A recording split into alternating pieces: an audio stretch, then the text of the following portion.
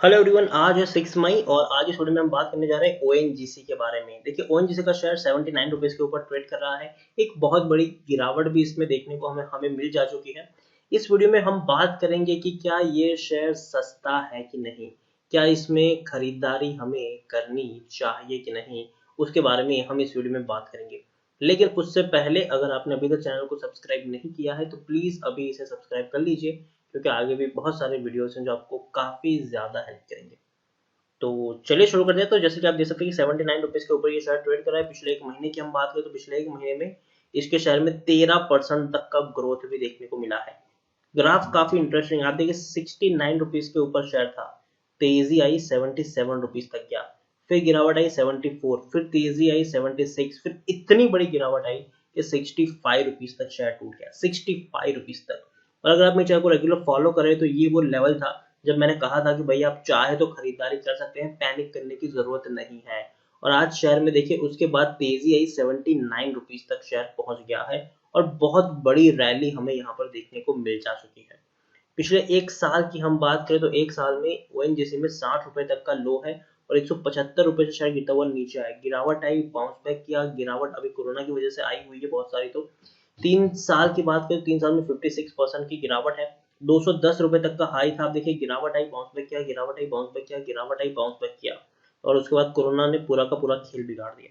10 साल की भी अगर हम बात कर ले तो 10 साल में ओएनजीसी का जो शेयर है उसका परफॉर्मेंस देखेंगे तो 54% की गिरावट है।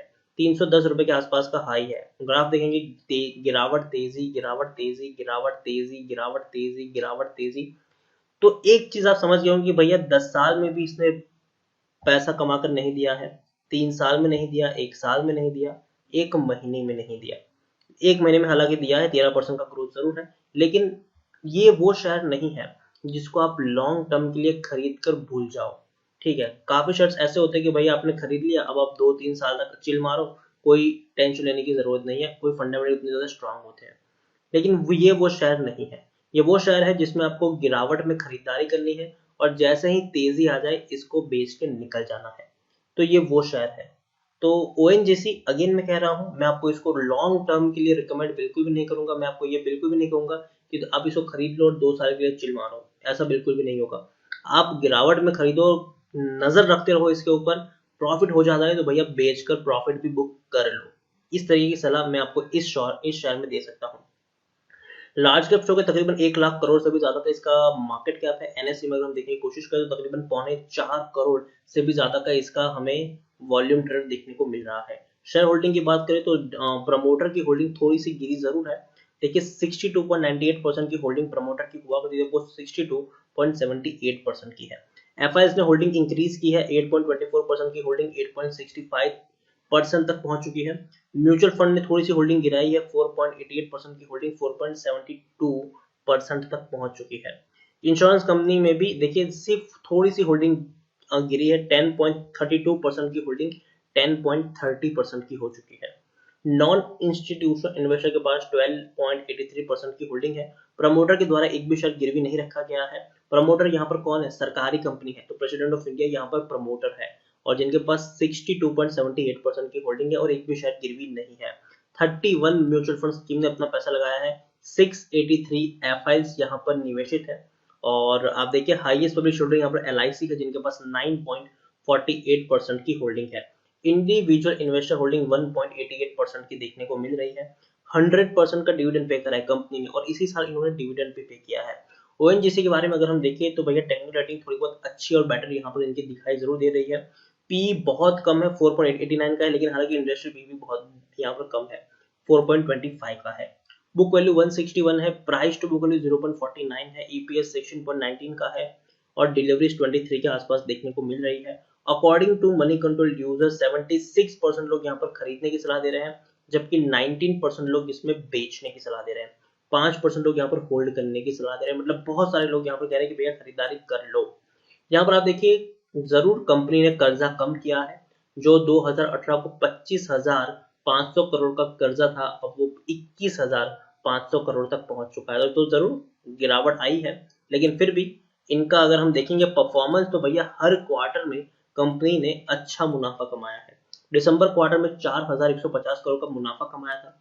सितंबर में 6,260 करोड़ का इन्होंने मुनाफा कमाया, जून में 5,905 करोड़ का मुनाफा, मार्च में 4,000 करोड़ का मुनाफा, दिसंबर में 8,260 करोड़ का मुनाफा।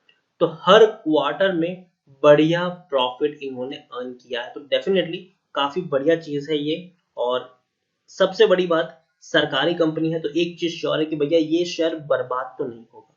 ऑयल एंड नेचुरल गैस से जुड़ा हुआ सेक्टर है, तो भैया ऑयल भले ही लॉकडाउन की वजह से कंजम्पशन इनका कम हो चुका है, लेकिन जैसे ही लॉकडाउन खुलेगा, जैसे ही इकोनॉमी अपने पहिए पर आएगी, तब ये शेयर दौड़ना शुरू करेगा। नेचुरल गैस की बात करें तो भैया काफी बड़ा ये इन जायंट इसमें भी है। तो जरूर ये वो चीजों को प्रोड्यूस कर रहा है जो आज की नेसेसिटी है, और जैसे ही लॉकडाउन हटेगा, सिचुएशन कंट्रोल में आएगी, ये शेयर में हमें जरूर तेजी देखने को मिल सकती है। तो ओवरऑल मैं यही कहूंगा कि गिरावट आए तो आप खरीदारी यहाँ पर जरूर कर सकते हो। मुझे लगता है कि एक साल में ये शेयर एटलीस्ट 100 रुपए तक जाने का दमखम तो जरूर रखता है। अगर आप एक साल तक इसको होल्ड भी करते हो तो 100 रुपए तक जाने का दमखम यहाँ पर जरूर है। लेकिन हाँ, इस बीच कितना बॉटम बनेगा ये कहना मुश्किल है। हो सकता है कि शेयर 65 रुपए तक भी जाए, 70 रुपए तक भी जाए, और हो सकता है कि 75 रुपए तक जाने के बाद बाउंस बैक भी कर ले, और हो सकता है कि ना भी जाए इस प्राइस के ऊपर। तो आप क्या कर सकते हो, अगर गिरावट आती है तो आप थोड़ी सी होल्डिंग यहाँ पर खरीद सकते हो।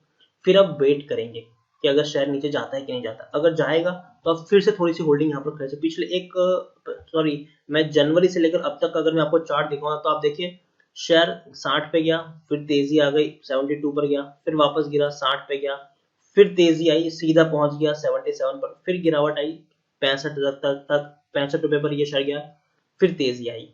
तो देखिए इस तरीके से देखने को मिलेगा, तेजी आ जाएगी तो वापस थोड़ा नीचे भी गिरेगा। तो आपको क्या करना है, गिरावट आए थोड़ी सी क्वांटिटी खरीद लो, फिर आराम से बैठो। फिर से अगर थोड़ा नीचे गिरता है फिर थोड़ी क्वांटिटी खरीद लो, फिर आराम आराम से बैठो। तो देखिए अभी का जो दौर है उसमें आपको एवरेजिंग करने की जरूरत पड़ेगी। कोई भी शेयर आप उठा के देख लो, कोई भी शेयर फंडामेंटली स्ट्रॉन्ग शेयर भी होगा, चाहे वो रिलायंस हो गया, या फिर चाहे वो एचडीएफसी बैंक हो गया, चाहे वो हिंदुस्तान यूनिलीवर हो गया, चाहे वो डीमार्ट हो गया, कोई भी शेयर आप पकड़ लो, आपको इसी तरीके से इसमें खेलना पड़ेगा। छोटी सी क्वांटिटी खरीद के बैठ जाओ, फिर वेट करो, अगर नीचे जा रहा है तो थोड़ी और क्वांटिटी लगा दो। एवरेजिंग करने की आपको जरूरत पड़ेगी ही पड़ेगी, तो पैसा बचा के रखिए और उसी हिसाब से और उसी प्लानिंग के साथ खरीदारी करिए। ये चीज आपके दिमाग में होनी चाहिए कि भैया आपको एवरेजिंग करने की जरूरत पड़ेगी ही पड़ेगी। उस चीज को माइंड में लेकर चलिए और पोर्टफोलियो बढ़ाते रहिए। जरूर शेयर मार्केट में गिरावट आई है, टेम्पोररी है। जैसे ही जून क्वार्टर खत्म होगा, याद रखिए एक बढ़िया रैली की भी हम उम्मीद कर सकते हैं उस वक्त। तो उस वक्त आपका जो पैसा है, एक साल बाद जो पैसा आपने अब लगाया है, वो आपको एक साल 2 साल बाद आपको बढ़िया रिटर्न देकर आपका पैसा जो है वो बढ़ा सकता है यहाँ पर। तो बाकी मर्जी आपकी है, पैसा आपका है तो डिसीजन भी आप ही का होना चाहिए। खरीदारी करने से पहले अपने फाइनेंशियल एडवाइजर से भी आप सलाह ले सकते हैं। वीडियो पसंद आया हो तो लाइक करो, शेयर करो, चैनल पर पहली बार तो प्लीज सब्सक्राइब करें। और ओएनजीसी के बारे में आप क्या सोचते हैं वो भी आप मुझे कमेंट में लिखकर बता सकते हैं। Thank you.